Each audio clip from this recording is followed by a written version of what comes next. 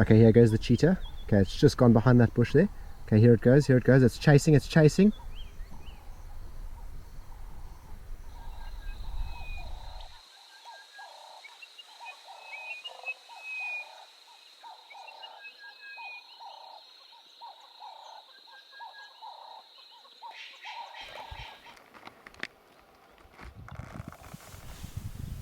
So we got quite a cool sighting this morning of 3 ground hornbills here at Main Dam that have flown across the dam. We actually just saw the white wings coming across the dam, and we got here and there was a waterbuck that's showing quite a bit of interest in them.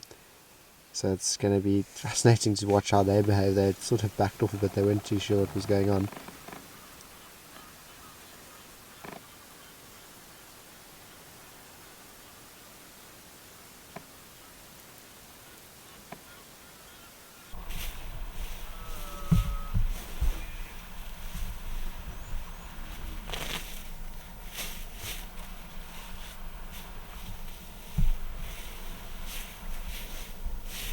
So this afternoon we've come out and we've got this lovely elephant bull here.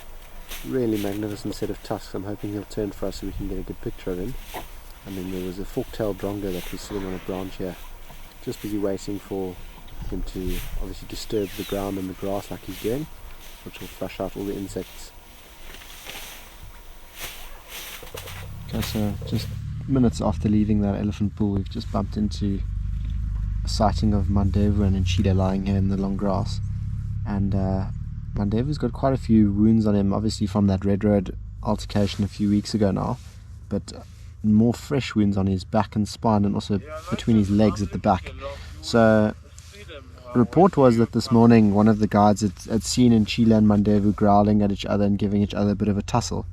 So I'm not quite sure if maybe Cheetah's, like we said, is slowly starting to climb that dominance ladder in the hierarchy between the Tinsalo males. And he's just now seen that there's quite a bit of weakness from Mandevu. He's quite in a bit of pain. He's picked up a few injuries from that red road altercation, so I think maybe he sees his gap a bit, but I see the two males are lying quite close to each other at the moment.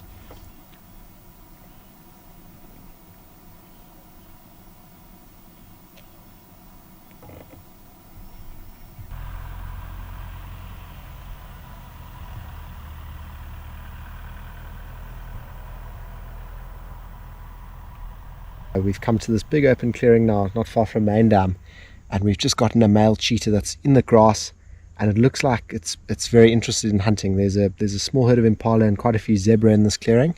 Right now the cheetah's got advantage, it's got a bit of cover, so let's see what he's going to do. I'm hoping he's going to try and make a move on them.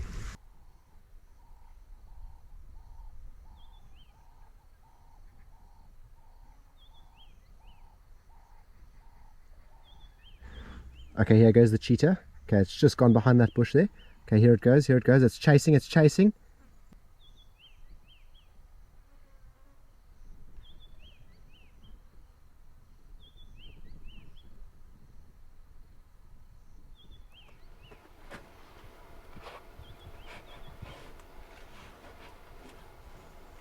Wow, that was incredible. That was such a sudden burst of speed from that male cheetah. I can't actually believe the speed that it came around the corner. It was so quick. It just went through the block, and I thought I'd definitely lost it in my camera. And the next minute, when I saw the impala running through my viewfinder, I thought, oh, come on, it's got to be behind here.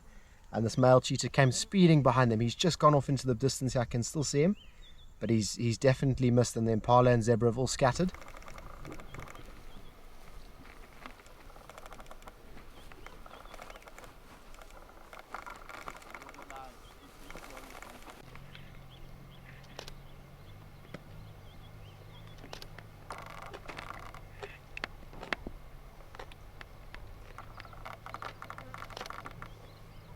So we've come all the way down south. We're in the far reaches of the reserve, and we've got a pride of lion here that we're not 100% sure who it is. We're a bit confused. We think it could be Torchwoods or Imbalis. We're leaning more towards Imbalis. There looks like there's about, I'd say, 3 or 4 young males that we can see at the moment. S8 Imbali male is here.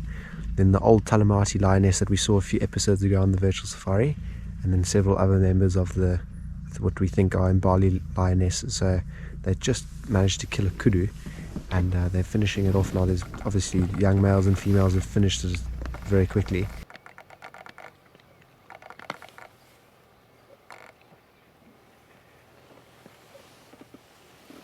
So here we've got the old Talamati lioness right next to me, and you can just see the wounds on her back here, how she's been mauled.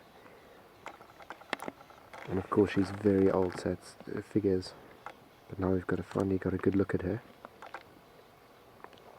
It's amazing, you wonder what stories a lioness like this can tell. She's estimated to be around 16 years old, so she's had quite a life here.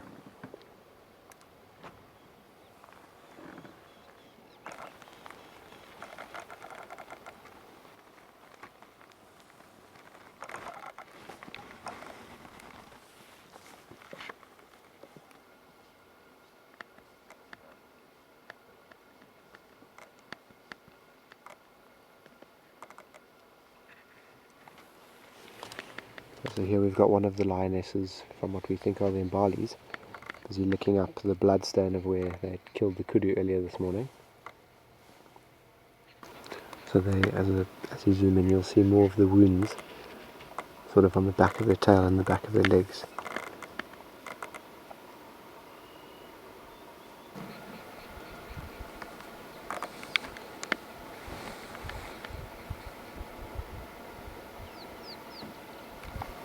So we're not sure what the makeup is of the Talamati and the Imbalis.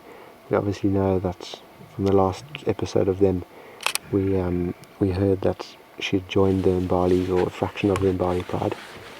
But yeah, it looks like she's had quite a heavy beating, and we actually saw as we arrived in the sighting, I wasn't able to film it, but S8 actually came and growled at her and was very aggressive and nearly attacked her. So we're not sure if the bite wounds are from other lionesses or even maybe S8. But yeah, it's a very fascinating dynamic how she's been allowed to join this Imbali pride.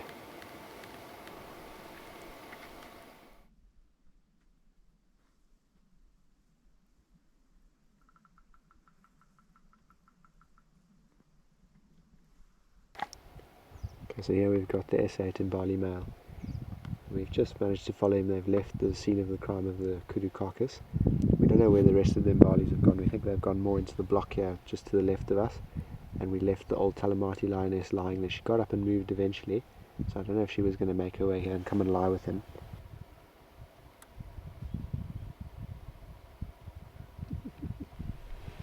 So what a fantastic morning with the Imbali pride.